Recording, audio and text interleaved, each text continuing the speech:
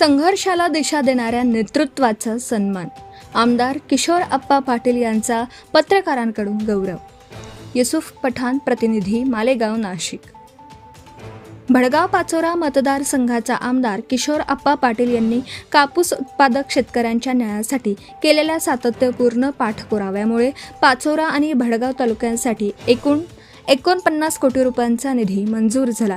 आंदोलनादरम्यान त्यांनी शेतकऱ्यांशी संवाद साधत शासनाकडे विषय प्रभावीपणे मांडला आणि नुकसान भरपाईचा मार्ग मोकळा केला.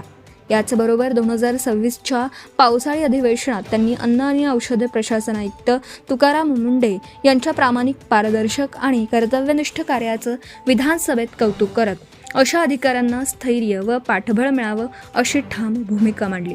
शेतकरी न्यायासाठीचा संघर्ष आणि सुशासनासाठी घेतलेली भूमिका याची दखल घेत पत्रकार बांधवांच्या वतीने आमदार किशोर आप्पा पाटील यांचा शाल पुष्पगुच्छ देऊन सत्कार करण्यात आला.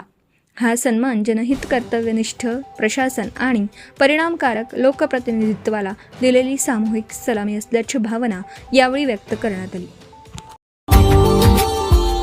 Subscribe now and press the bell icon. Never miss an update.